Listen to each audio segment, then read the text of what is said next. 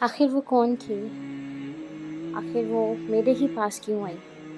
کیا وہ کوئی ایک فرشتہ تھی یا پھر یہ ایک میری آزمائش تھی؟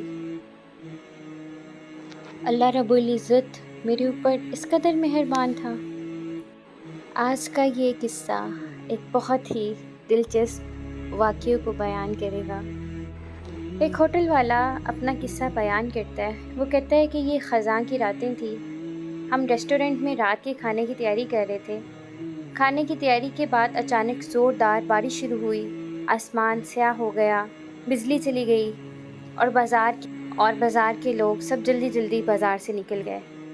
اسی دوران جب میں ہوٹل کے کارکنوں سے بات کر رہا تھا، میں نے کچھ ایسا دیکھا جو ریسٹورنٹ کے سامنے لالٹین کی روشنی میں حرکت کر رہا تھا۔ میں نے ایک ہاتھ میں ٹارچ اور دوسرے ہاتھ میں ایک لکڑی لی۔ میں نے سوچا کہ کوئی چور ہے جو شاید کسی دکان کو توڑ کر چوری کرنا چاہتا ہے۔ جب میں قریب گیا اور لالٹین کی روشنی میں دیکھا تو ایک عورت نظر آئی جس کے ساتھ 2 بچے تھے۔ وہ بہت کمزور اور تھکی ہوئی لگ رہی تھی۔ میں نے اس سے پوچھا، کیا تمہیں کسی چیز کی ضرورت ہے؟ اس نے جواب دیا، میں اپنے اور اپنے بچوں کے لیے کھانا چاہتی ہوں، ہم بھوکے ہیں۔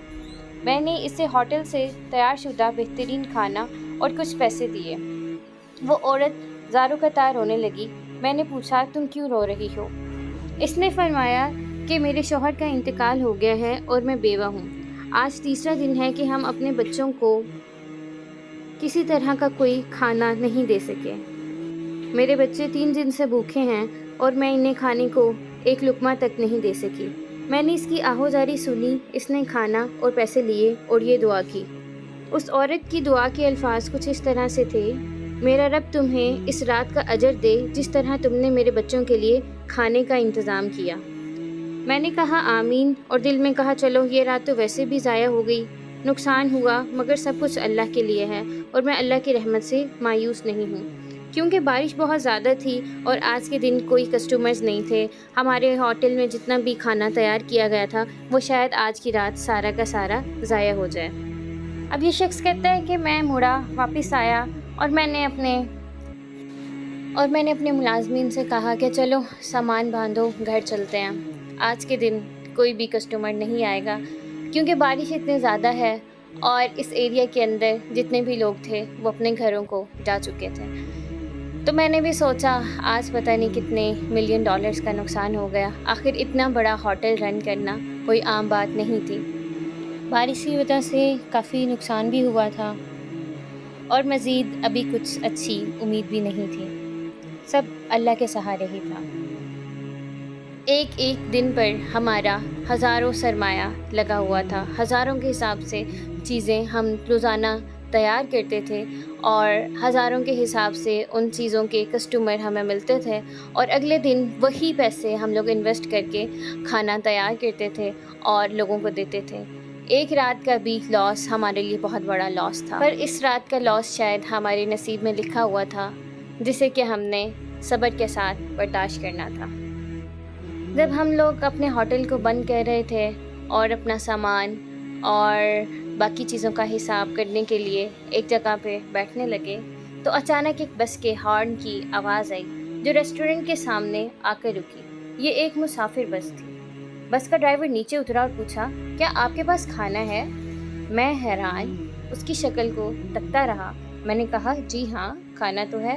تو وہ فوراً 40 سے زائد مسافر بس سے اتار کر لے آیا۔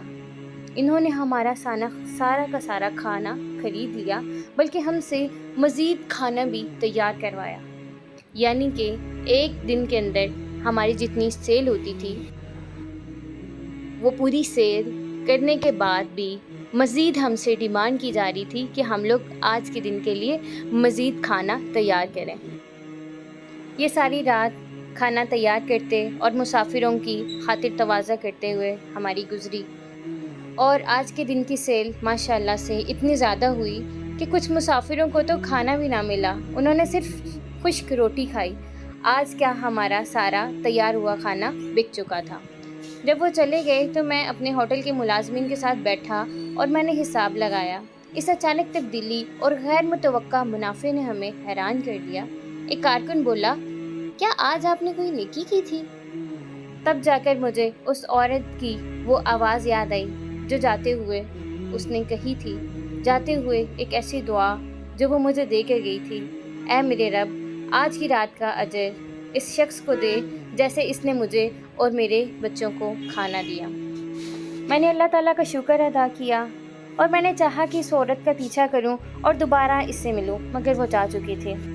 تب مجھے رسول اللہ صلی اللہ علیہ وآلہ وسلم کی یہ حدیث یاد آئی، مال صدقہ دینے سے کم نہیں ہوتا، صدقہ دینے سے آپ کا مال کم نہیں ہوتا۔ اللہ تعالیٰ نے بارانی رات کو ایک عورت اور اس کے بچوں کے ذریعے بنایا، اور ہوٹل والے کے لیے وہی رات اللہ نے خیر اور برکت کا سبب بنا دی، جس نے عورت کی دعا کو سنا اور اس کے بدلے سے وہ عطا کیا جو یہ شخص سوچ بھی نہیں سکتا تھا۔ اس قصہ سے ہمیں یہ سبق ملتا ہے کہ ہم کسی بھی نیکی کو چھوٹی بالکل نہ سمجھیں۔ اگر آپ کے پاس کوئی شخص کسی بھی حالت میں گڑ گڑاتا ہوا آیا ہے، وہ رزق کی تلاش میں ہے، کچھ کھانا چاہتا ہے یا اسے کچھ پیسے درکار ہیں، تو آپ اس چھوٹی سی نیکی کو دھتکارے نہ، اس شخص کو دھتکارے نہ، بلکہ اللہ کی رضا کی خاطر اس کی کچھ نہ کچھ مدد جتنی ہو سکے، جتنی آپ افورڈ کر سکیں، اس کی اتنی مدد ضرور کریں۔ ہو سکتا ہے وہی شخص یا اس کے منہ سے نکلے کچھ الفاظ آپ کی ساری زندگی سنوار دیں۔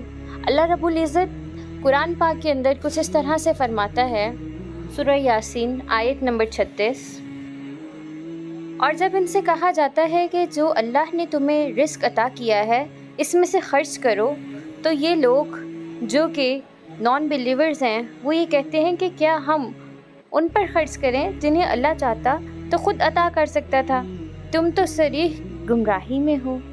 یہ اس آیت کا میں نے مفہوم بیان کیا ہے، یعنی کہ وہ آگے سے بہانے ڈھونڈتے ہیں، وہ کہتے ہیں کہ انہیں تو اللہ تعالیٰ چاہتا تو خود دے دیتا، انہیں تو اللہ تعالیٰ نے خود بھوکھا رکھا ہے۔ حالانکہ جب ہم اللہ کی راہ میں خرچ کرتے ہیں، اللہ تعالیٰ ایک انسان کو رزق دے کے آزماتا ہے اور ایک انسان سے رزق لے کر آزماتا ہے۔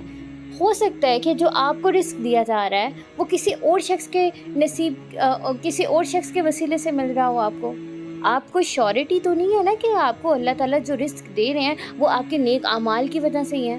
آپ کا رزق اللہ تعالیٰ کی طرف سے ایک فضل ہے جو اللہ تعالیٰ آپ کو رزق عطا کر رہا ہے۔ اب اللہ تعالیٰ سے آپ کو چاہیے کہ آپ توفیق مانگو کہ آپ اللہ تعالیٰ کے دیے ہوئے رزق میں سے خرچ بھی کرو، ٹھیک ہے، کیونکہ اللہ کی راہ میں خرچ کرنے سے آپ کا مال کم نہیں ہوتا۔ یہاں دیجیے مجھے اجازت، اپنے ایمان کا خیال رکھیں، اللہ رب العزت ہم سب کو دین اسلام کی پیروی کی توفیق دے اور اس پر عمل کرنے والا بنائے۔ آپ سب اپنا خیال رکھیں اور آنے والی مزید سٹوریز کے لیے ہمارے اس چینل کو سبسکرائب کریں۔ جزاکم اللہ خیر، السلام علیکم۔